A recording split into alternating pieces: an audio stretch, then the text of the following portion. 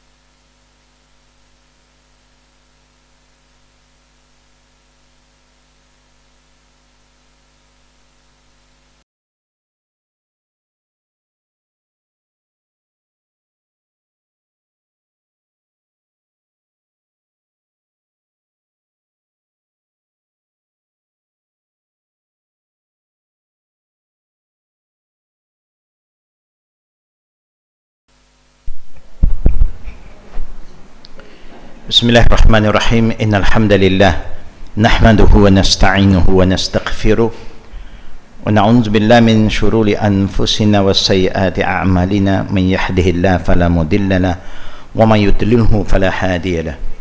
Asyhadu an la ilaha illallah wahdahu la syarika lahu wa asyhadu anna Muhammadan abduhu wa rasuluhu. Ba'du. Assalamualaikum warahmatullahi wabarakatuh.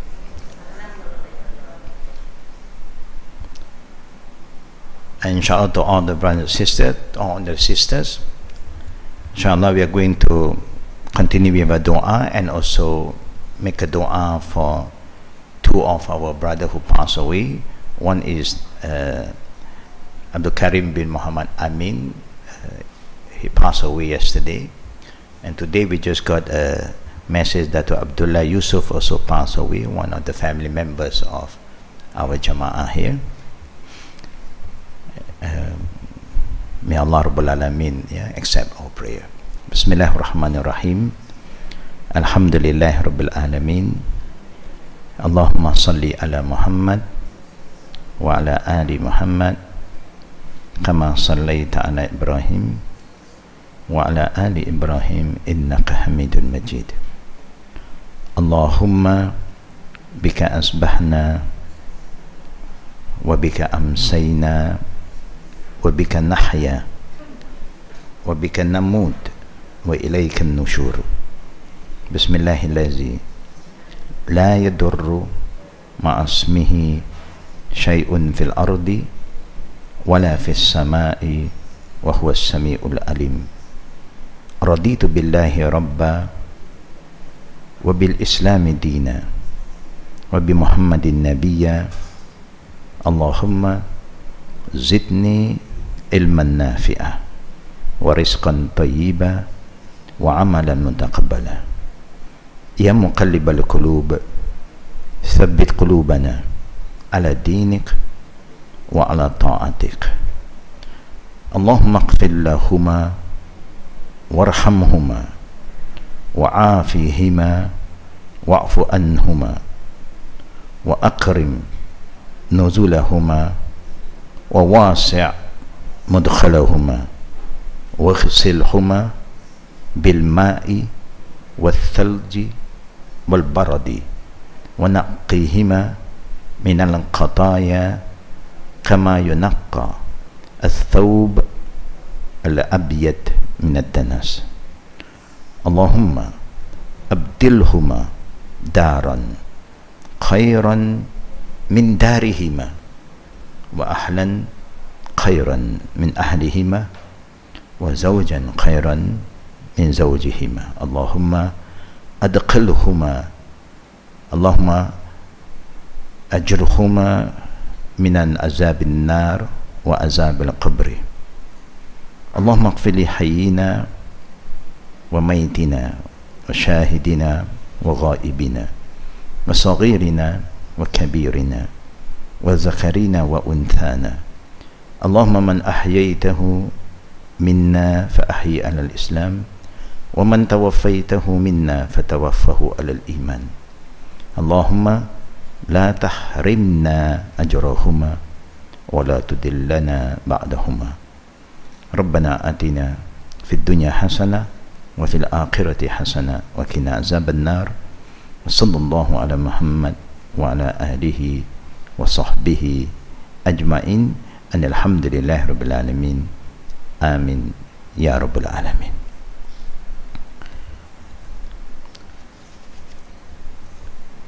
To all the sisters, alhamdulillah, we always try to remember Allah Rabbul Alameen every day, inshallah. And we always try to remember the importance of making dua for all Muslims wherever they are. May Allah forgive our sins, their sins, the Muslim in Rohingya or in Myanmar, the Muslim in Kashmir, Syria, wherever the Muslims are. May Allah forgive all their sin. Ameen. And for those who just passed away, may Allah Rabbul Alameen protect their family from the fitna they are going through, because their loved one, the head of the family, is no more with them. Every time when the head of the family pass away, there will be a lot of trial, yeah? And it's easy for us to get ready to accept the qadar of Allah.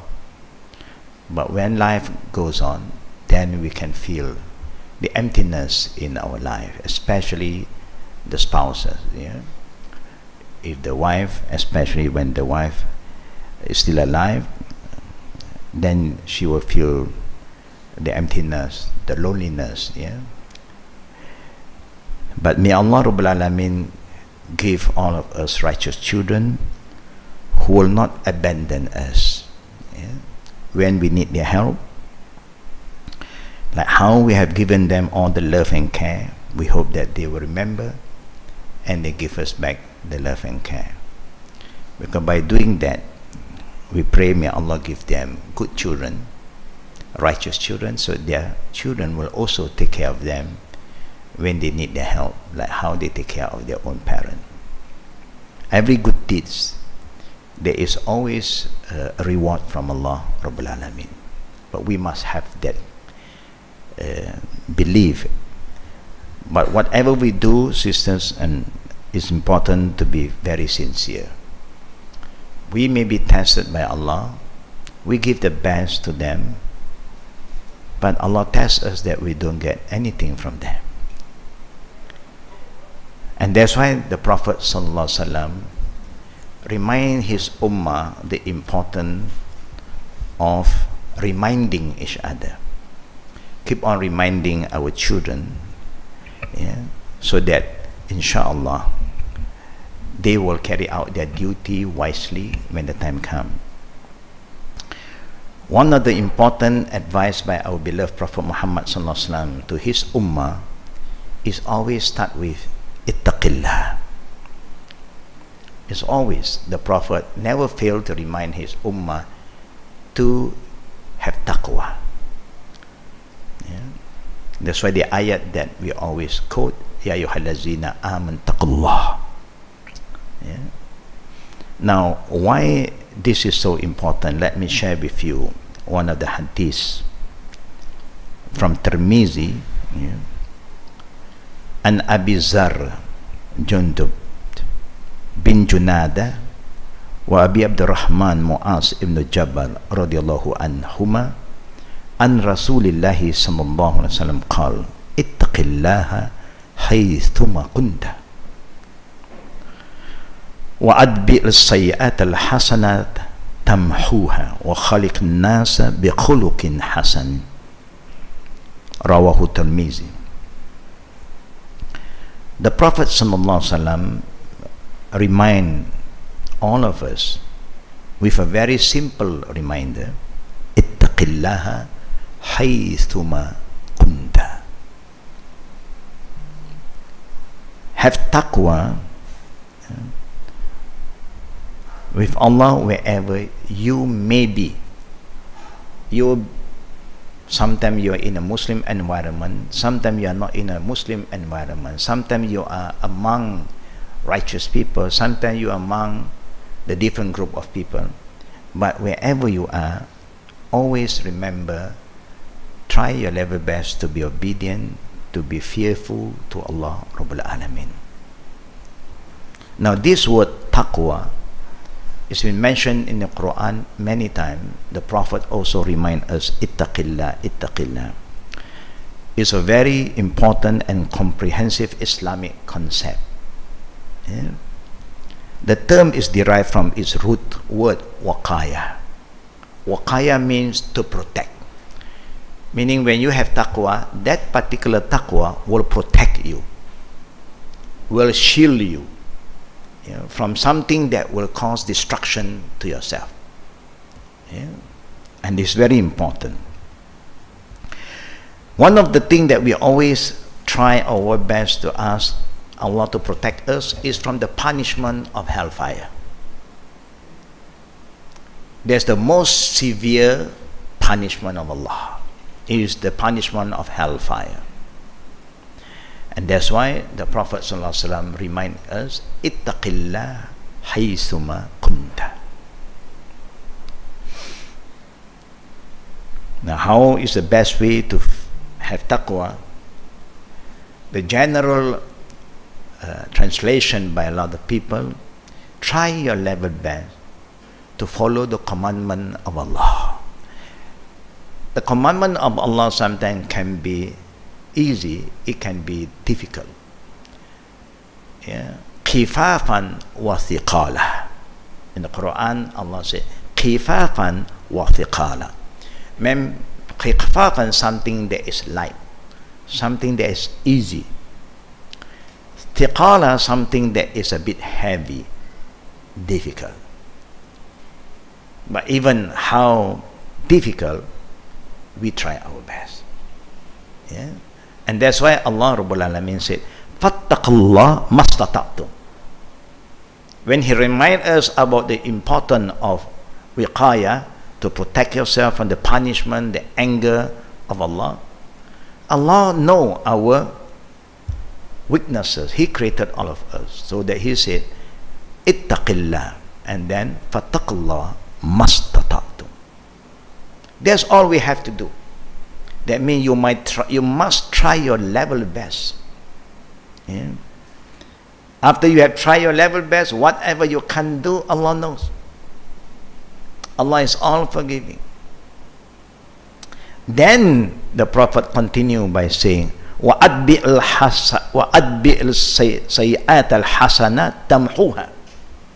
The Prophet is trying to guide us how to be a better person. Because a muttaqin is a person who always brings benefit to others. He will never burden other people. Yeah. And he will be busy doing all the good things. And that's why the Prophet said, follow up an evil deed with good deeds. Meaning the Prophet knows that we do bad things. Yeah. Being human, we gossip, we backbite, we slander. Yeah. Part of our fitrah, we are not perfect. And that's why He said, وَأَتْبِعِ السَّيِّئَاتَ حَسَنَةَ تَمْحُوهَا. Always follow up. Yeah. Good deeds. Yeah. If you have something bad, you have done something bad, try to control, minimize, and follow up with good deeds. Is that easy to do good thing? It's not difficult to. Is it easy not to talk bad about people? It's not difficult to. It's easy to talk bad about people. But if you're in a surrounding and people like to talk about people, what should you do?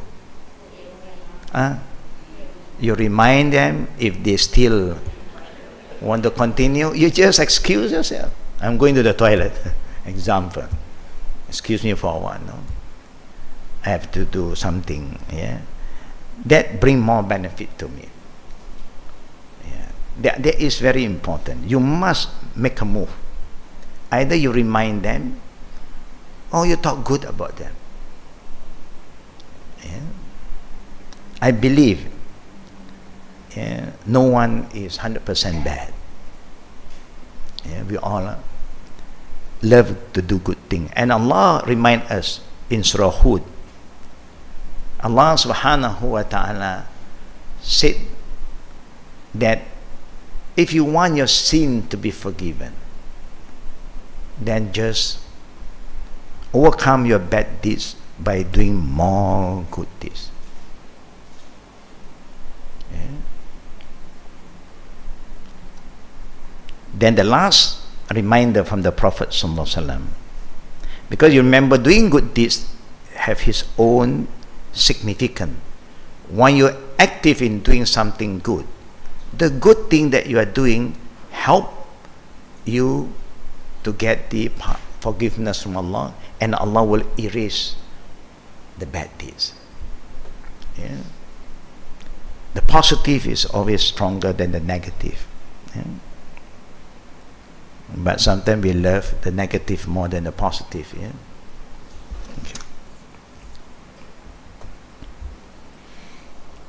The third thing that is very important in Hadith, وَخَلِقْ النَّاسِ بِخُلُقٍ حَسَنٍ. Now the Prophet is trying to guide us. If you are a person who are active with people in social work, always give the best. When you want to talk to people, you must learn how to behave. Yeah?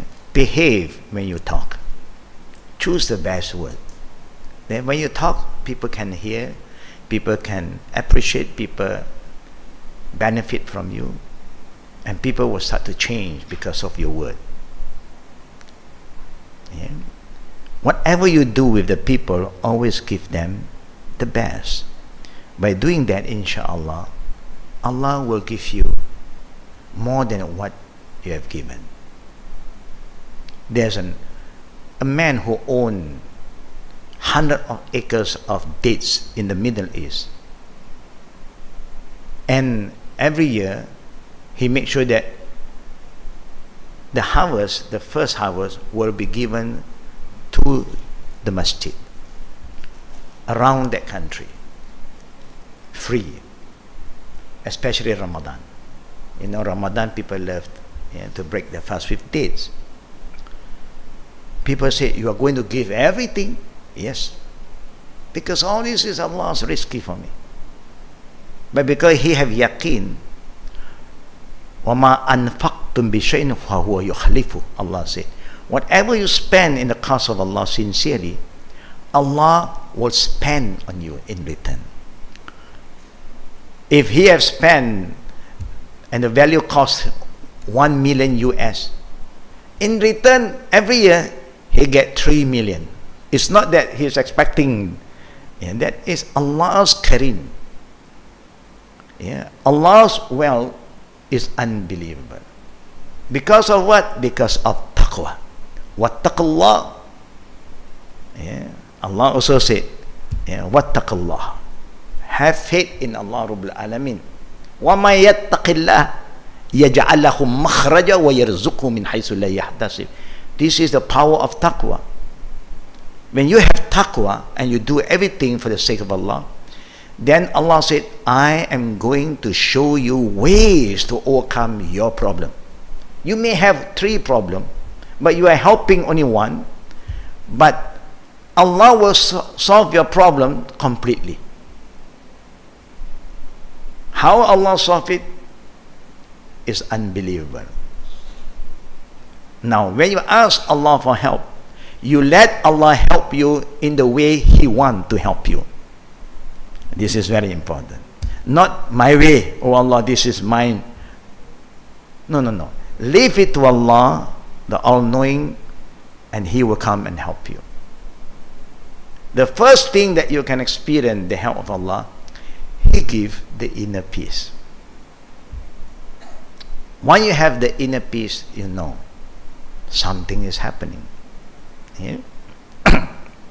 And sometimes Allah get good people, yeah, to you, or you get closer to the good people. All these are good sign. Yeah? Now, the Prophet ﷺ was reminded by Allah that if anyone have taqwa, I will help them to overcome their problem, and I will provide for them. Allah say, I will provide for them. Khalas, problem solved. So it's very important to try our best to have this taqwa. A person who have taqwa is a person who are careful with what they say. Yeah, and whatever they do, they are very sincere. They are doing for the sake of Allah, nothing else but for the sake of Allah. To all the sisters again, I just want to share with you before we go back to the book about the hukum of ta'ziyah. You know what is ta'ziyah? Yeah. Ta'ziyah is always when you hear somebody pass away. Yeah, yeah. The Prophet ﷺ from Amr bin Hazm said, "Ma min mu'min yu'azzi akhahu bi musibatin illa qasaha Allah subhanahu wa ta'ala min hulalil qarama yawm al-qiyamah." I repeat, "Ma min mu'min yu'azzi akhahu bi musibatin illa qasaha Allah subhanahu min hulalil qarama yawm al-qiyamah." This hadith is from Ibn Majah. Yeah. The Prophet is telling us, if there is a believer, male or female, who always send ta'ziyah, yeah, to a brother or a sister in Islam who Allah had tested them with a musibah, a calamity, death, something bad happened to someone in a Muslim family, except in return, if you are doing that, Allah will give you a dress in the day of judgment known as hulalil karama, an honored dress. How do the dress look like? We don't know. Yeah, karama is something that Allah honor. Yeah. Now, the best time for you to say ta'ziyah is not when the body is still there, because everybody is very busy thinking of arrangement, doing this, doing that. You know, after that, visit them, yeah, make them feel that they are not alone. Yeah. Give them moral support. Yeah. Say, we will pray for your loved one. You need any help, we are here for you. But when the disease is still there, you know, everybody is very busy. Whatever you said, they don't even remember. Yeah. They are just, you know, thinking of the arrangement of how to get things organized in the best manner. Yeah. So you do it after that. Yeah. And also is highly recommended to make them feel comfortable. If you are not there when the funeral is there because you are far away, you remind them, can they show you where the grave of their loved one? Go there and perform Salatul Janazah. Yeah. Highly recommended to do that. Even we miss the funeral prayer, but you can still go to the grave and do the funeral prayer there. Yeah? This is one of the sunnah the majority of us are not used to it. So for those who have knowledge, just try your best to do it. Yeah? You can just not make normal prayer, but if you go and pray Salat al-Janazah, it's a different feeling. Yeah? It's a different feeling. If the wife don't feel like going to the grave yet, then you can call their children to bring you. Yeah? Because that is the only prayer you are allowed to do in the graveyard. Yeah, the Prophet did forbid the woman going to the graveyards sometime, because there's a lot of shirk going on before. Yeah? People go to the grave and ask this, ask that, and do a lot of shirk. That's why the Prophet did forbid, and then he allowed for those who know they are right, what to do, you're allowed to go there. Yeah? Ta'ziyah is highly recommended. The ta'ziyah is always advise them to have patience, pray for them, and offer your help. Yeah? Don't burden them anymore. Yeah? Inshallah, brothers and sisters, as sisters again, I forget there's no brother today. Let's go back to the book, the funeral.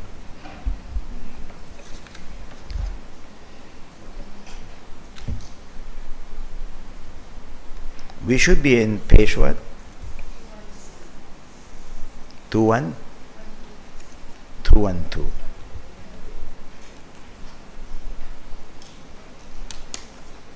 I think we have discussed about the lahat. Did I ever discuss about the lahat before? No. We talked about can we bury our loved one in the house? Yeah? This was not allowed except for the prophets. Their sunnah for the prophet is wherever they die, they will be buried, yeah, in that particular area. Now we are going to the title Burial Time. Hurrying the burial. As explained in the previous chapter, great hurry should be made in going through all of the preparatory steps for the final one in the funeral process, burial. A Muslim should normally be buried within 24 hours from death, if possible. Because the Prophet said, Asra'u bil janazati. Yeah? Be hastened when the janazah is.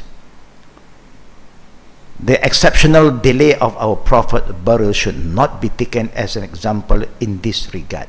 Yeah? People may say, you know, the Prophet also, when he passed away, it takes more than 24 hours. He passed away on Monday, washed and shrunk on Tuesday, and buried in the middle of the night. According to the Sirah, is about 36 hours after his death. Yeah. Now the reason for that delay was the Sahaba's great shock from that painful incident and their indecision at first regarding washing, shrouding, and burying him. There's a confusion. Who should wash the Prophet's body?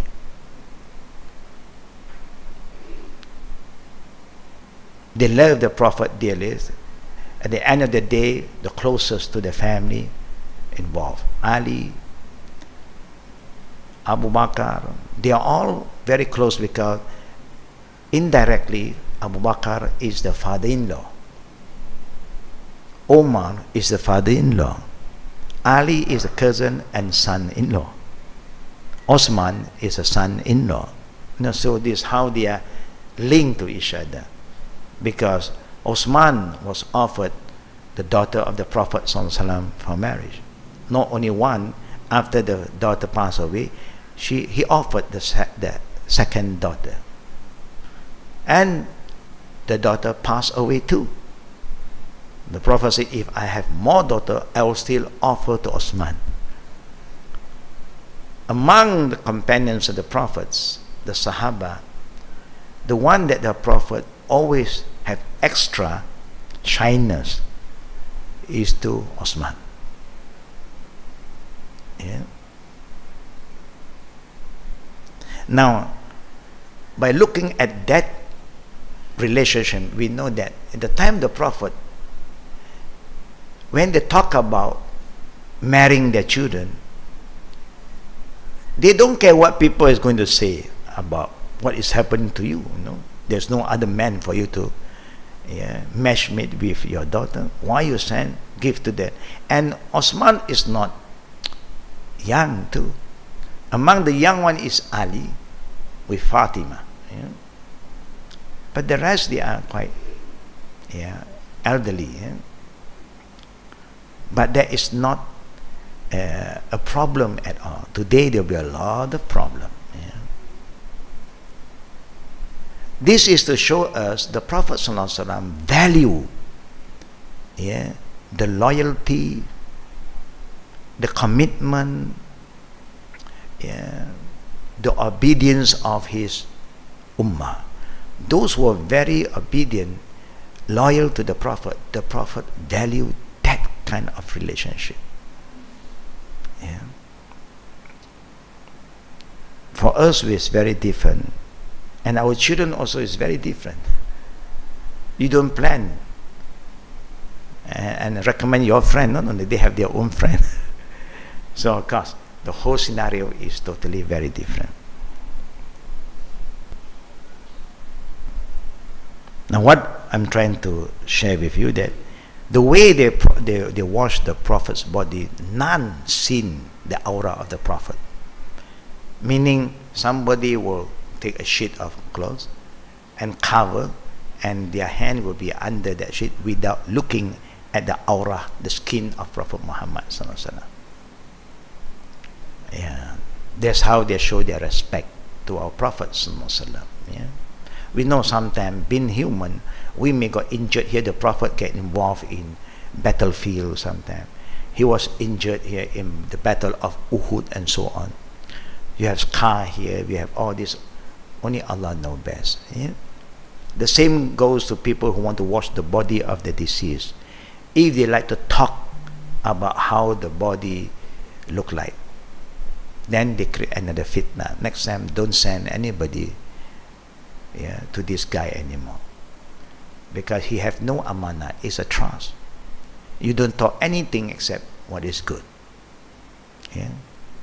Khalid ibn Walid, when people wash his body, there is no space on his body that has no scar.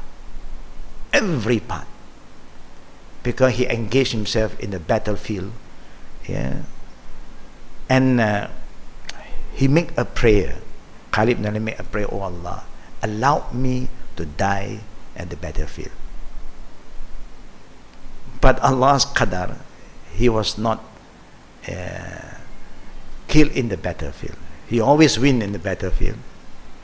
But then he died on his bed. After he was injured, then he was back, and then while he was resting, there was a day that he passed away. So people washed his body and saw that no space on the body that have no scar. To show us, the Allahu Akbar. All this is also sign. These kind of scars will be a witness for them. It will be a witness. Yeah. You see, our skin can be a witness. Our finger can be a witness. Our eye will be a witness. Our ear, all parts of the body will be a witness to us. Either he witness for us or he witness against us. In Islam, of course, everything, there are times that Allah and the Prophet love us to do the good thing, and there are times that they discourage us, or they want us to be different from other people. Now, it is not permissible to bury at the 3 times that are specified in the hadith of Uqba bin Amir. There are 3 times at which Allah's Messenger Prophet Muhammad SAW prohibited us from praying or burying our dead. When the sun rises until it becomes high, when the noon time starts until the sun declines off the zenith, and when the sun approaches setting until it sets. Meaning you don't choose the time which the not yet Muslim love to choose. To show that we want to be a bit different from them. Remember the ayah that Allah said, Lakum dinukum waliyadin. We have our own way, our time. They have their own way, they have their time. I don't know how many of us observe the Chinese burial. Or how many of us observe when the Chinese pass away, when they start to put their body into the coffin. Do you remember? Because we hardly participate.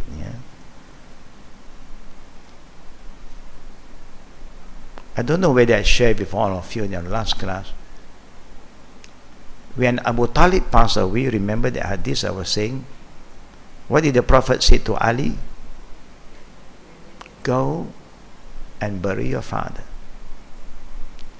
Meaning we have the right to participate, certain thing, but not any ritual. You have to bury the dead. Even animal, you have to bury the animal. But today, too late to bury the animal because all the car is running through, and gone case. But suddenly, some cat die in front of you. What should you do?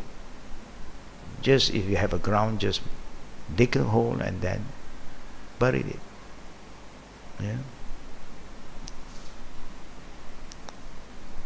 Now, the Prophet ﷺ forbid us 3 times is because these are the time that the non-believer like to do what they believe in. Good time. To us, no. We want to be different. There is after Fajr until sunrise. The same time that the Prophet forbid us to do any prayer. Don't purposely wait until noon when the sun is just in the middle. No. If it's going to be that time, you just wait until after Zohar. Don't purposely wait until near to Maghrib time. If it's close to Maghrib time, wait until after Maghrib. And that's how it goes. Just want to be different. For our people, my people, when the family pass away, if you are aware, the body will only be put into the coffin when night comes in. They know. They just prepare, but they start to put it in the coffin, and then they cover it when night comes in. And Chinese always buried their dead one at lunchtime, noon.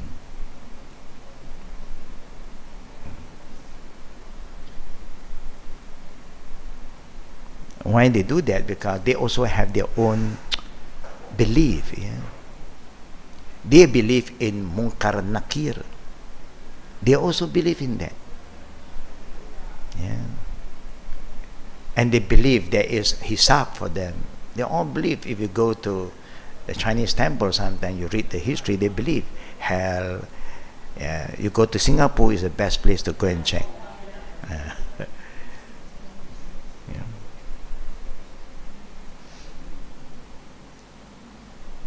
And they believe that angels eat. So the best time for you to bury them at lunchtime, when they are busy eating, so that they escape from the angels. And they believe the angels sleep. So when night comes in, they are sleeping, so you can quickly bury it. You escape the Munkar and Nakir again. That is their belief, you know. Now a lot of people, even among the Chinese, they don't know, because it become a tradition, so they don't know why they do this.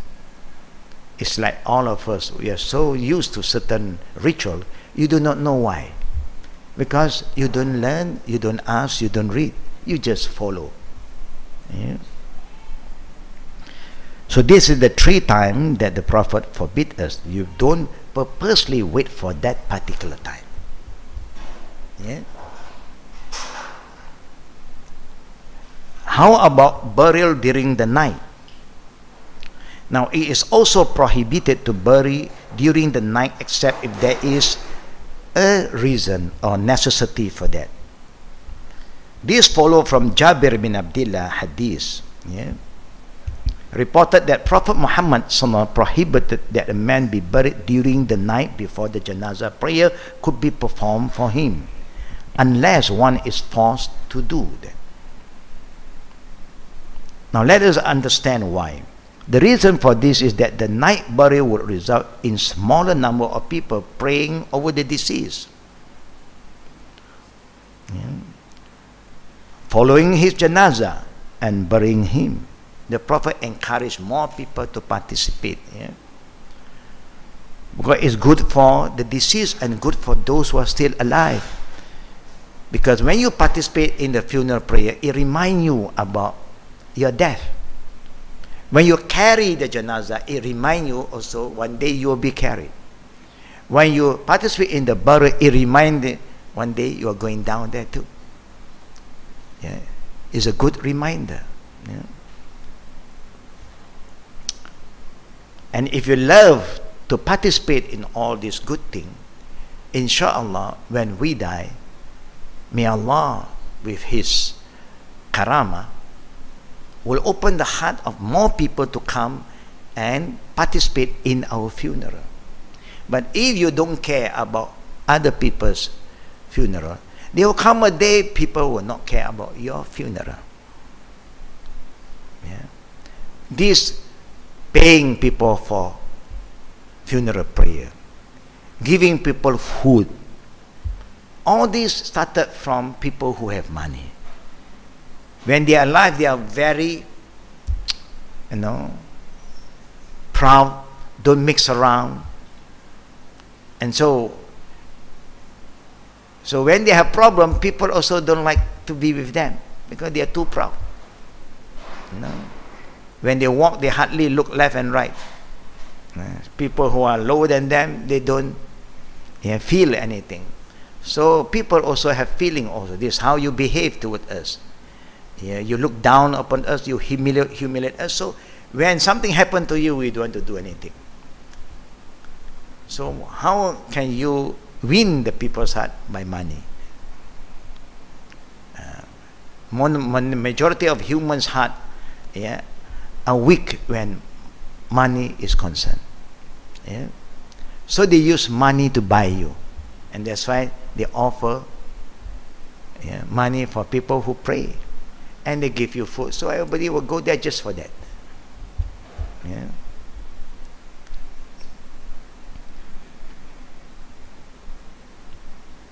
The reason for this is that the night burial would result in smaller number of people praying over the deceased, following his janazah and burying him. It is important to have large numbers of people because of the benefit and rewards they attain from performing such Islamic duties, as well as making it more likely that their intercession for the deceased may be granted by Allah, inshallah. Yeah? And Nawawi said the ulama have differed in regard to burying during the night. Al-Hasan al-Basri disliked it unless this is necessity for it. The hadith is an evidence for him. However, many of the earlier and later ulama said that it is not disliked because Abu Bakr as-Siddiq, one of the best companion of the Prophet ﷺ, and a large group of the Salaf were buried at night without objection.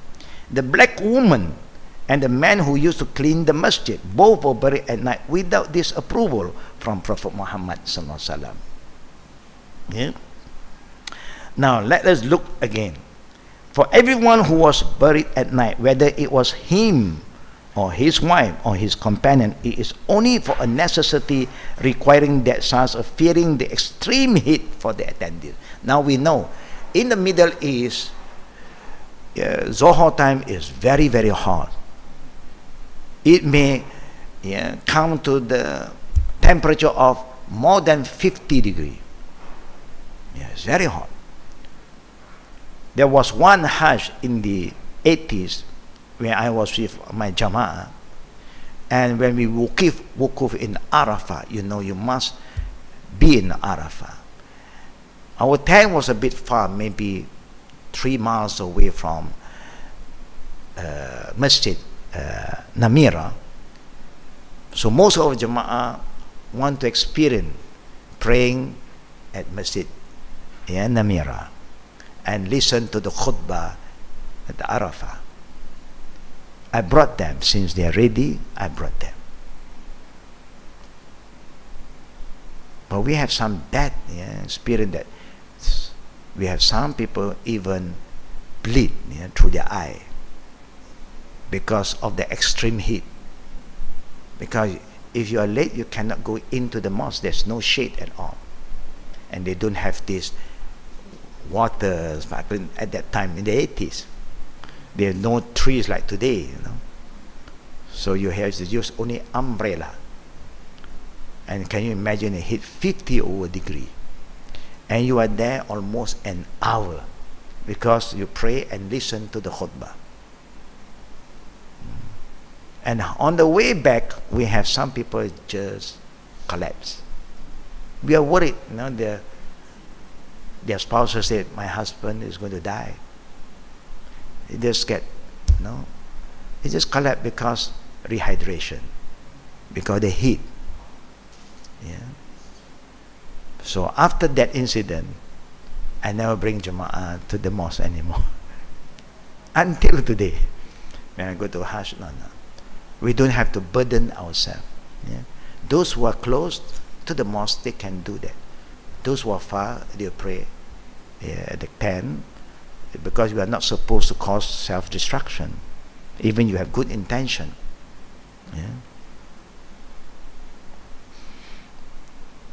So the same go to in the Middle East. They delay the burial because it may be too hot for them. We always say, if you want to boil egg, you just dig and then put the egg, and then after a while the egg is boiled. And that's how the heat very intense. Now if the people are forced to bury someone at night, they may use a lamp or lantern and bring it down into the grave to facilitate the burial process. Ibn Abbas reported that even Allah's Messenger Prophet Muhammad lowered a man into his grave at night, and the lantern was lighted in the grave. Sometimes our Prophet participate in the burial because he want to even show the people how to do it. He's a man of example. Maybe we are not used to it. And the best time, that the burial is always in the lahat, in the time the Prophet. He loved the lahat, not the one that goes straight down here, a hole, but a lahat. Now the Prophet ﷺ, when he went down, he also remind us, and later on we'll know about that, inshallah. Number one, he want the people who go down must be male, because the male have more strength to make adjustment. You have to make certain adjustments sometimes. For the woman, because of your aura and your fitra, it was never been allowed. Until you come a time there's no more men. Except the old one, they cannot even go down. Then whoever can go down, they have to go down. And the way to put down the body, you let the leg go down first. and then slowly you let the head, because it is safer. Always the leg go down first. Now you can use lantern that can show you how to organize things better. And there's a time the Prophet encouraged people who are still up to pass some soil and make it like a ball. Why? To make adjustment, to make sure that they put the face facing the Qibla, and you need something to support. And don't do it without reciting anything. A lot of people are doing it, but they don't know what to do. Say at least Bismillah wa ala millati Rasulillah. Or you say Bismillah wa ala sunnati Rasulillah. That's all. Wa ala millati Rasulillah or wa ala sunnati Rasulillah. Because as Muslim, we all came from Allah, to Allah we return. That's why the name of Allah always comes first. And also, the last thing that we have to do, also we have to mention the name of Allah. To Him we all return. And we follow the way of our Prophet Sallallahu Alaihi Wasallam. Now, how is our grave should look like? Wide, deep, and good. The grave should be that deep and wide, with square edges and straight wall that hold well together. I think in the Middle East it's much easier to do the lahat type, and because the earth is hold to each other quite strong and firm. Our earth is a bit loose. If you are not careful, it may collapse. It causes more problem to the people. Hisham bin Amir radiallahu anhu reported that on the day of Uhud, many of the Muslims were killed and many were wounded. So the Sahaba said, "Oh, Allah's Messenger, Prophet Muhammad, digging a separate grave for each of the dead is too much for us." It's not easy, Medina is very hot sometimes. It's hotter than Mecca. Mecca is more in the valley. It's not far from Jeddah, and it is cooler in Mecca than in Medina. But when winter comes up, winter in Medina is more severe than Mecca.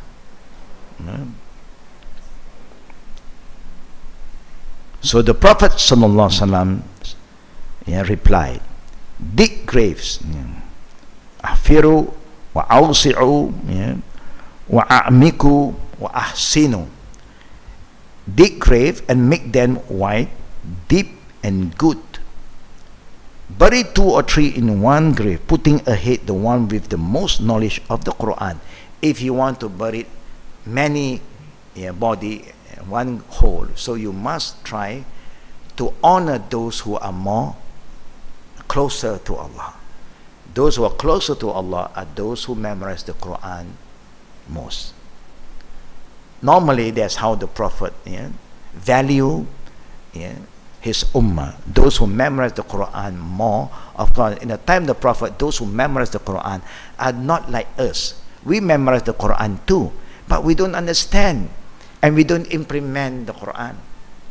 That's why when the Prophet wants to select a leader to be sent to some area to be his representative, or when he wants to appoint somebody, the first thing he may test them about the Quran. And sometimes he will ask, "Who among you memorized Surah Al-Baqarah?" Example. Because Surah Al-Baqarah is the longest and it covers a lot of hukum. So that means you are more knowledgeable than the others. We may not memorize all, but we, alhamdulillah, have read Al-Baqarah. At least we have some understanding. So if somebody say, "I the Prophet would have pointed him. Because he knows these people are not like you and me, just memorize without understanding. You know, companions are very different. They memorized, they understood, and they act upon it. And they have been teaching their loved one. They share whatever they learn, like what the Prophet said, "Ballighu anni walau ayah," convey from me even one ayah that you have learned. We have learned so many ayah. How many ayah that we shared with our loved one? We don't know. How many ayah we shared with our husband who are very close to us, but he are not here with us? Yeah. Not say we do not want to share. It's difficult sometimes because they are busy, you know. Now, in the time of the Prophet, it's very different. The one who always learn are the men. They're the one who move with the Prophet every time. Whatever they have learned, even the wife will not come and learn from the Prophet. They don't have to worry because their husband will go home and educate their wife. They learn 5 hadiths today, they go home, they share 5 hadiths. They explain everything like how the Prophet explained to them. Today, it's almost very difficult, especially when the wife talks to the husband. The husband have their ego, and they don't want you to teach them. They want you to listen to them. And that's why a lot of men don't like their wife to go to study, so that you always listen to me, enough. They control their wife, like in Pakistan, in India before. You know, they don't. You don't have to learn. You don't have to go to school. Waste of money, waste of time. Why? Because after you're married, khalas. You know, you are just a housewife. Yeah, you're a profession housewife. In-house, not out-house. And that's why they have a problem. A lot of people who migrate to UK, to Europe, and then when their children want to get married, they want their children to go home, or they will go back to their village in the country and to get one kampong girl to be married to their son. Why? Because they say it's easy. Kampong girl don't know anything. They will be very obedient. When a city girl, you know, they start to demand their right. I also have right. No, scream at you, you know. So they say it's better. It's better the kampong, very obedient. Sit. Stand. This is a good wife, they say. I have met this kind of people before. Yeah? I used to be having courses for them and counseling. But sometimes when you see them, you pity them too. You know, their men are very good men. They pray, active in the mosque, but because they have that kind of kampong attitude, the kampong girl, they don't allow them to mix around. They don't bring them to the mosque. They don't bring them to the park, like how people bring their weekend, play around, just cooking, cleaning, stay in the house. So, and they don't have other family members because their family is at home, back home. So when they have the opportunity to have counseling, when I was there, the queue, I only give less than 5 minutes. Less than 5 minutes. Because there's so many people waiting. Some of them will come to me, they start to pull their hair. We can't stand anymore. We want out. We want to go home. I said, what happened? Your husband beat you? Humiliate you? No, my husband is good. He pray, he go to the mosque. But he do not know how to talk to me. So I'm just staying alone with the children. I just can't take it at home. As I talk to my parent, my mother will enter here. My mother is not with me. My father is not with me. And that's why I start to talk to the men. I say, you have been a good man. You pray. You are active. But the Prophet said, khairukum khairukum li ahli wa ana khairu li ahli. The best among the men are those who are best to the wife. You must be kind to her. Spend time with her, bring her out. Go to the park. The Prophet even entertained the wife, and he raced with the wife. This is the problem. The problem, they want to have a very faithful, obedient wife. And their parents know, if you get the one in the city, you cannot control them. No. So better get kampung one.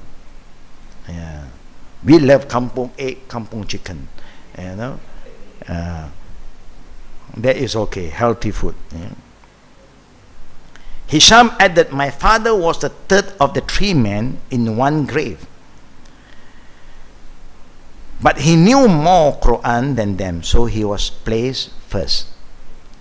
First come, first served. I mean, give them priority. It's important. A man from the Ansar reported that when he was a young boy, he went with his father and others with Allah's messenger in the janazah of a man of the Ansar, the people of Medina. Allah's messenger sat near the edge of the grave and instruct the digger, make it white from the side of the head and make it white from the side of the feet. Indeed, a palm tree may be for him in Jannah. It's just a qiyas the Prophet is trying to tell us. But the reason you have to make it white, because you need somebody to go down, and they need space for them to stand, and then to bring down the body. So you need, I think what's been done here is just nice.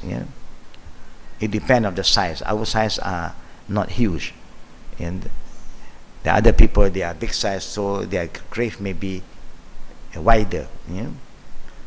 A hole versus a lahat. It is permissible to make the grave in the form of a plain rectangular vertical hole dug such that short sides of the rectangle point in the direction of Qibla. It is preferable to add to that a lahat. That's what we said, a lahat. The text of the hadith, the general hadith about lahat, not talking about the deceased. He said that utlub ilm min al mahdi ila al lahdi. Seek knowledge from cradle to the grave. Lahat. You can see the diagram, the view about what is a lahat. A lahat is just like a drawer, and then you can put the body inside, and then you close up with some thing. It can be a brick. It's a very simple kind of brick. In the time of the Prophet, they do have bricks also to build houses and so on. Now it is preferable to add to that al-lahat, which is another hole large enough to accommodate the body, made near the bottom of the grave in the wall that is in the direction of Qibla. Make sure that they are facing the Qibla. After the body is laid in the lahat, bricks are placed behind it. You can see some diagram and some picture. The purpose of the lahat is that when the soil is dumped into the grave, it does not fall directly over the body, hitting the body, but behind it. But now here we have a different arrangement because of the earth, the soil that we have in the country. Now both forms of grave have been used during the time of Allah's Messenger, but the lahat is highly recommended for the following report. Anas bin Malik reported, when the Prophet ﷺ passed away, there were 2 grave diggers in Al-Madinah. One of them making lahat, and the other plain hole, just like what we do in our country. The Sahaba said, let us implore our Lord to choose for us, and then call both of them. They are trying to make dua, which one that they want them to dig the grave of our Prophet. Whoever arrived first will make the grave. They did that, and the one who made lahat arrived first. Thus they make a lahat for the Prophet sallallahu alaihi wasallam. If you are given a choice, a lahat and the one with just a hole, then go for the lahat one. Yeah, if they can. Yeah, yeah, yep. It's like a drawer. Yeah, you take it straight, the wall down, and then make a drawer. Yeah? Ibn Abbas reported, Al-Abbas, Ali, and father went down into the Prophet's grave to bury him. His lahat has been made by a man of Ansar, who is the same man that had made the lahat for the Shahid of Al-Badr. Yeah? Amir, the son of Sa'ad bin Abi Waqqas, reported that his father instructed, make lahat for me and erect bricks behind me, as was done from the Prophet ﷺ. This is what the companions are very unique. What the Prophet choose, that is what they choose. That's why they will be with the Prophet ﷺ. Yeah? Because they love the Prophet. We also said we love our Prophet. But we love to make salawat a lot, alhamdulillah. But we don't love his sunnah that much. We prefer our bid'ah. Yeah? We prefer to do what we like to do, you know, not what the Prophet ﷺ left us to do. That is the difference between we and the others. Yeah? But it's good for us to learn a bit here and there so that we understand, yeah? And so that we don't keep on doing something that the Prophet ﷺ disliked us. Yeah? I'd like to share with you what Ibn Mas'ud is one of the companion of the Prophet ﷺ. He used to say, Wallahi laqad jiktum bi bid'atin zulman aw faddaltum ashab nabiyikum ilma. No, he was very, very angry when people create bid'ah.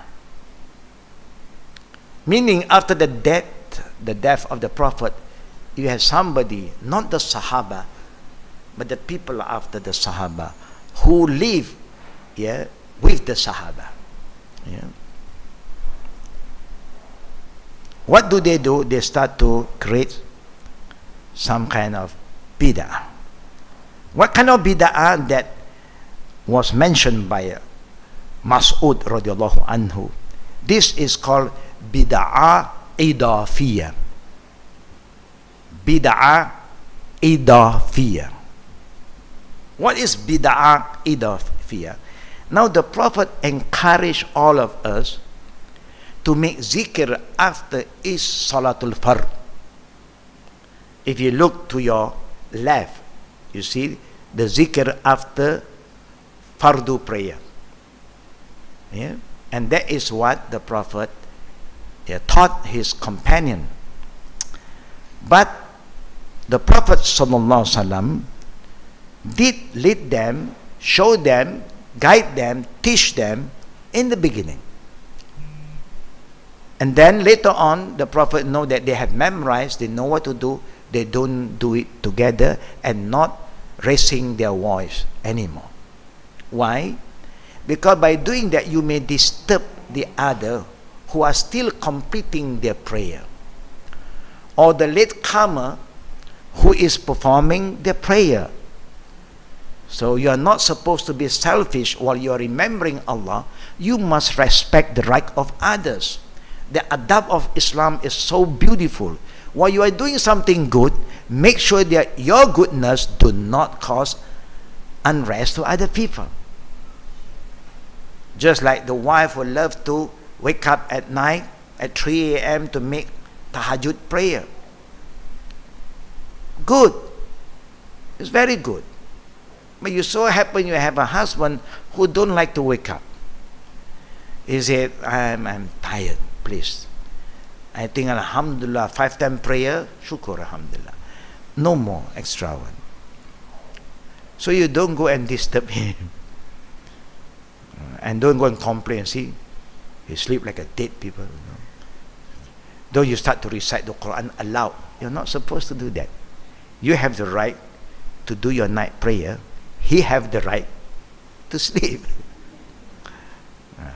We have sometimes we have good sister, alhamdulillah, came and and complain about their husband in front of the husband of God. They want to solve their problem. The husband said, no, you are too pious for me. And then the husband is complaining, you know. So I said, yeah, alhamdulillah, both is right, you know. Yeah, you have the right to pray, and he have the right to sleep. Bid'ah idafiyah. So he said, you all who have doing all these things have make zulm. You have created a kind of zulm. Are you going to tell us you are better and you have more knowledge than the companion and the prophet? See how, yeah? Ibn Mas'ud is very, very hurt when people try to do something continuously and say this is something good when it's not been done by the companion and the prophet. Yeah? But we are very different. We don't care.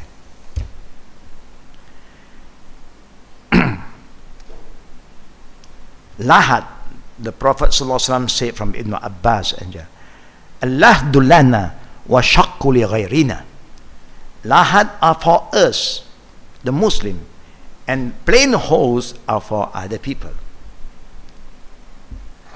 Now, a Nawawi comment, there is a consensus among the scholars that burying in a lahad or a plain grave are both permissible. Yeah? If the earth is so hard that its soil could not collapse, a lahad is recommended, but it is soft and may collapse. A plain grave is more practical. Like our country, yeah? The same thing goes. So what they do, they build a hole, then they build in the middle a deeper one. So the body will be laid down, and then they put plywood. That's how they put plywood. Then if they throw the soil in now, it won't hit the body, it just hit the plywood. Yeah? The reason that the Prophet ﷺ wants us to bury our dead one in the right manner is to make sure that his body have a direct, yeah, connection to the earth. Yeah, from earth we came, and from earth we return, from dust to dust. So that's why you don't see the Muslim put anybody in a coffin and then bury it with the coffin. No, they don't do that. But I've seen when I was in Hong Kong before, in the 80s, the Chinese Muslim having some problem too. They're so used to their culture, the Chinese culture. But what is the difference? They just put the same kind of coffin in the grave first. They don't carry the coffin. They just carry the body first. But the coffin is there already in the grave. So when I went there, when I saw this, I said, what are you doing? He said, this is part of our, we have been doing that, you know, culture, you know. And again, in maybe in their country, you have to pay for the burial ground, the grave. Yeah, it become like your property, you know. So they have to take it because, well, when the Muslims are not following the Sunnah, then other things will come in.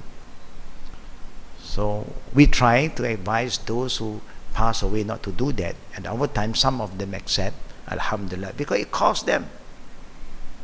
The thick coffin is not cheap.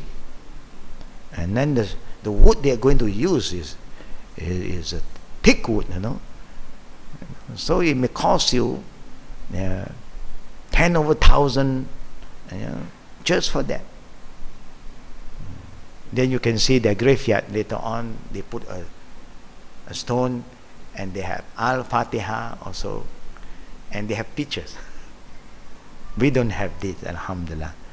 We don't have pictures. I hope we do not follow them. Yeah, they have their way. We are worried later on we also start to be more sentimental. We also want to put pictures there, flower there, and so on. We hope we don't do that, inshallah. Yeah? Now, practical consideration, the dimension, yeah, there's up to the situation of the area we are, and then we hope that the digger will know what is best. Yeah? So, but if you're given the right to choose, then you choose the lahat one. Yeah? If none, then you just accept. Yeah? I found that there's few things that we've been doing here is quite good. When after the body is been laid down, and then there'll be only one left down there. Yeah, when they want to carry the body, they take three will be down. But one, the body is down, it's been laid properly, then two will come out, left only one. To help, yeah, now they take what? Normally they take the kind of tikar, yeah, and then they put it aside and they pull down the soil, so it don't really hit directly on even the plywood. Slowly they let it down. Yeah, and that is one of the good way. Yeah. Now it's very important. Last night we have an issue because beside the grave, there's also other people's grave. Yeah. So people are not careful. That's why the Prophet don't like people who come to the graveyard to participate in the burial to wear shoes. Yeah, you have to leave your shoes, because then you are careful in stepping on people's grave. But when you are wearing a shoes, you don't care. You don't feel it. Yeah. So we will remind them, please don't stand. There's a grave there. If the family member is here, I don't think they allow you to do that. So, but we have to remind them. But it is good. The caretaker over there also remind them. That is good. Other area I've seen that people just don't care. No adab. And the Prophet recommend us to stand. Don't sit if possible. Unless those who are not well, they cannot stand for too long, then whatever tools you have, and then you just do it far away, not to be too close to the grave. Now, who lowers the body? So far, alhamdulillah, are all the men. But there's one thing that is been until today is not been reminded, is about who should go down. The Prophet ﷺ do not allow anybody who have relationship with their wife at that night. Say, if we don't know when you're going to die, suddenly you have good time, say your son having a relationship with his wife last night, and then suddenly we got a heart attack, we die the next morning. So the son cannot go down to the burial, to the grave. Whoever have any relationship last night, the Prophet said, just come out and send other one to go down. It's a sunnah. It's just a sunnah for us to do that. If there's nobody, then it's different. When there is someone who don't have any relationship with their wife, then they should be the one to go down first. See, who lower the bodies? Men should lower the dead person into the grave, even if it was a woman. That means the one who died is a woman, but still the man should be the one who is in the grave to help to carry the body down. There are several reasons for this, among which the following: this has been the practice of the Muslims since the time of the Prophet ﷺ, as in the example of Abu Talha below in section of intercourse. Men are stronger than women for that kind of job. If women would do it, some of their body's part may get exposed to the stranger in the process. The aura will be exposed. It's not recommended for the woman to follow the janazah, which limit their presence during the burial.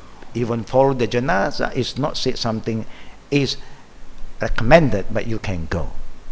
Yeah, you can go when you know how to control yourself. Relative, of course, the deceased relative had the first right to lowering him or her into the grave. This derived from the general meaning of the following ayah: وَأُولُو الْأَرْحَامِ بَعْضُهُمْ أَوْلَى بِبَعْضٍ فِي كِتَابِ اللَّهِ in Surah Anfal, verse 75.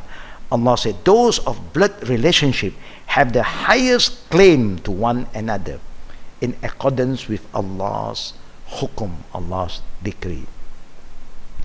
3 of the Prophet's closest relatives lowered him into his grave. This was mentioned in the Abbas hadith cited earlier in the section on Lahad. Similarly, Ali also reported, I watched Allah's messenger and expect to observe what is usually seen on dead people, but saw none of that. He was good in looks and smell, alive and dead.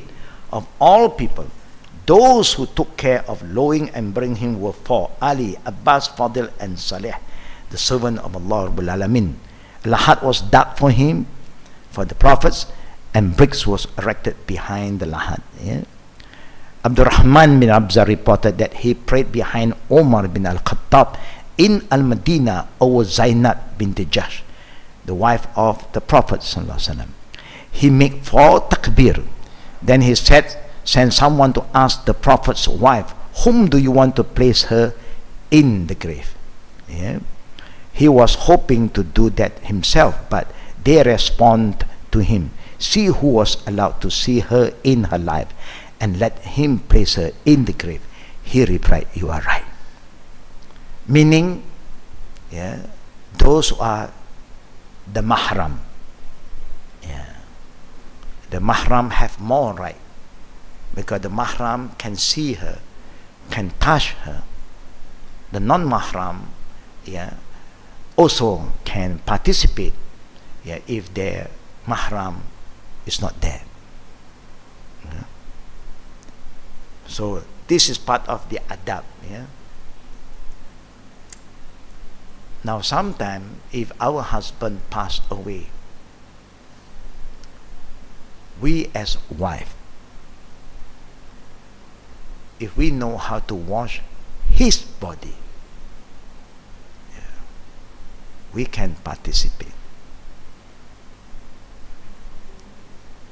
Yeah, we as a wife, because we are the closest to the husband. We see the aura of our husband more than anyone else. Yeah. But when you don't know, don't let other people. But even our daughter is not recommended, because there's an aura limitation between daughter and parent. That's why even when we have children at certain age, no, we have our aura and they have their aura. They cannot just come into our bedroom even without our permission. Yeah. But husband and wife, their aura is unlimited. So you can, if you want. Yeah. If you know that certain part of the body is sensitive, you say, let me do this part. If you know, because you know the husband more than anyone else, because you don't want people to talk about it, you can do that. Yeah. The normal kind of body, you just can't let anybody do. But if you are aware, yeah, because you don't like people to talk, yeah, you can do that, inshallah. Yeah. So these are the few things that I'd like to share with you today. If there's any question and answer, now we open for Q&A. Fatafaddal. The later part you will read also about what we have shared with you earlier. Yeah. Naam, Sister Fauzia, tafaddali. Assalamu warahmatullahi wabarakatuh. Oh, I can't hear you yet. Yeah. Where is my assistant? He's not around. Is there a mic, Sister Aisha? Try to look for a... Is it on, see?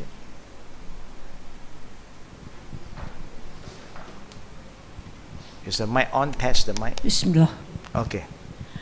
A few years ago, a few decades ago, an uncle died, and his daughter was one of the people who washed him, and I asked why, because obviously because of the aura, but I was told that because she's a doctor, and she used to treat him, so they allowed her to do it. Many things have happened earlier because a lot of people are not aware about the proper sunnah. Yeah, sometimes we thought that it's okay. Yes, normal thinking will say okay, but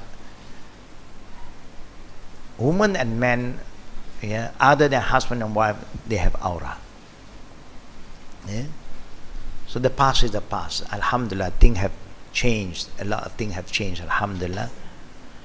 So we hope we try to do what is highly recommended, yeah, by our Prophet Sallallahu Alaihi Wasallam. Now, when my father passed away years ago, before he passed away for a year, I looked after him every few weeks, traveling up to Penang to look after him and all that, and including washing him, cleaning him, but when he passed away, I wasn't allowed to clean him. So I said, but I've seen everything, I've cleaned him. Yeah, of course. He said, no, you're not allowed. Yeah, if there are other people who are doing it, just let them do it. Yeah, that's right. Because in Islam, one of the things that is very important also is haya.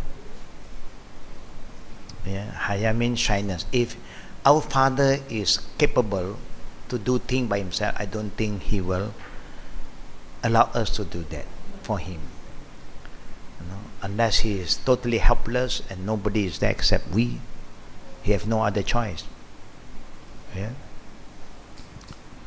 So always we must have haya not only when we are alive, even after we die. If anybody can take care of our aura, they should minimize our aura to be exposed to unnecessary people. Now, Fadal. Assalamualaikum, Ustaz. Waalaikumsalam warahmatullahi. In the case of the burial inside the lahat, when you put the body inside the lahat, you don't actually put soil after that, right? So it's like you're putting the body in a box. Whereas if you do it in an ordinary not really in the box, because the lahat is the earth. Yeah, the earth. So the earth only is the back, square. the back side. The back they put something to protect. Yeah, to protect the earth. Yeah, that may cause the collapse of the lahat. Yeah. So tak ada soil lah atas dia kan. Once you put No, the body inside. because the lahat is there already. Above the body is the soil. Doesn't actually touch the body kan. The Oh, lahat they will touch the body. it's quite Even today, even today, we let the body touch even the face. They will push so that the face will touch the earth. Yeah, you can do that, no problem.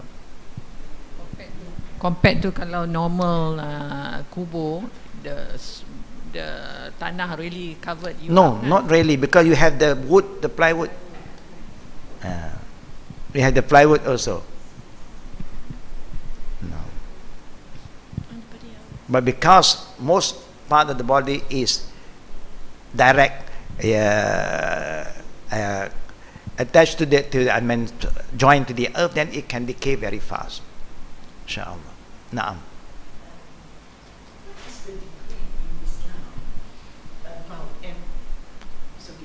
About embalmment of the body. Now, Recently, Dr. Bhatt sat this and taking. yeah, the problem is when you have to delay the process, then they have to do something to protect the body from. Yeah, that is okay. For a reason, it's okay. Now, one of the things that is not recommended, since he died here, either we allow the family members to come here, is part of our contribution, bring them here. Mungkin mas punya contribution Yeah. Or this is part of the duty of the fellow ummah. Then to bring the dead body back. That's why I'm saying sometimes we are very emotional. Yeah. I've seen a few cases, yeah, that people who understand the sunnah, if they are alive, I think they will say no. But now this is something we learn. It's good for us to remind the family members. Yeah. If at any time Allah's qadar that I'm going to die in other country, don't bring my body back, because Islam don't encourage us to do that. There are Muslim there, there are Muslim graveyard. Khalas. You see. Yeah, it's sad to see what is happening. Yeah? A lot of things happen in our country. You know? May Allah protect us from further fitan. Now, Sister Aisha. Asaji. Assalamualaikum Ustaz. Assalamualaikum warahmatullahi wabarakatuh. Ustaz, Alhamdulillah, my father just passed away. Inna lillahi wa inna ilaihi raji'un. I just have to ask a question. My father is very supportive of me following the ways of the Sunnah and the Quran, but my family isn't, and I know that they are going to do the tahlil, the 3 days and all that. What can I do as a child, as a daughter? Yeah, for our family members who are not exposed to the Sunnah, it's very difficult for us to establish the Sunnah. But what you can do, think that you know it's not Sunnah, you don't participate. You do according to the Sunnah, yeah, that the Prophet encouraged us to do. Yeah. But one of the things that I will encourage you to check with the family members, do our father left any wasiyat, number one. Quickly record it. If any of the close family members who are aware that he left a wasiyat, number one. Number two, ask the family member, do our father have any nazar? Record it. Number three, do our father owe anybody any money, and also owe Allah fasting, zakat he have never paid, and did he perform Hajj? If not, then these are the few things we as a children will try our best, yeah, to act on his behalf. Sorry, what were you saying was the second one? Nazar. Sorry, what does that mean? Nazar is something that he make a nazar, say, if I'm well, I'm going to do this. Only those who are close to him may be aware of. But these are things that is very important for the family members, yeah, to know and to act on his behalf. It's an amana. Yeah. The rest we can just pray for him, inshallah. At the end of our class, we also pray for him, inshallah. That means the burial is today. Yes, they're just leaving the hospital now. Yeah, yeah. So all the rituals, all yeah, they will do that. Normally we can't do much because one, they are not exposed, then they will just carry on the norm. Yeah. So I don't participate at all. You don't participate in the ritual that is not recommended by our Prophet. Yeah. So you participate in something that highly recommended Prophet, get to know. And of course you can pray, Allahumma gfir lahu warhamhu wa'afihi wa'fu anhu. The Prophet taught us to recite this dua. Yeah. You can participate in the funeral prayer, of course. Yeah. Naam. Thank you. Inshallah, last question from the sisters. Then we make a prayer for the father of Sister Aisha. Wa alaikum salam wa rahmatullahi wa barakatuh. I would Aisha, like to ask. wait. Sister Aisha, you get the name.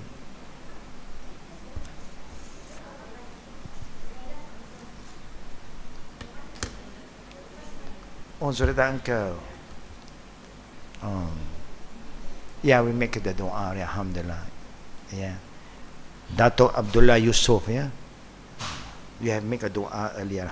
Faddal, sister. I would like to ask, what exactly is doa anak yang soleh for my dead parents? Because I heard. Again. What exactly is doa anak yang soleh for my dead parents?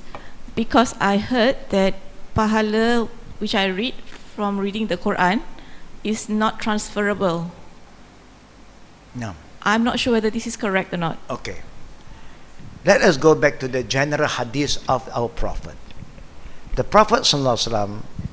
Now, there is 2 ayat I share with you first, then we go to the hadith. First ayah, Allah said, وَأَلَّيْسَ لِلْإِنسَانِ إِلَّا مَا سَعَى. Allah said that no one will be rewarded by Allah except what they have done when they were alive. When your reward is for you for what you have done.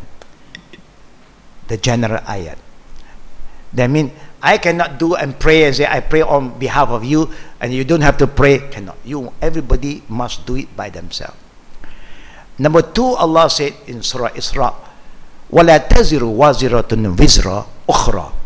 Meaning, everybody is responsible to their own good and bad deeds. This is the general ayah.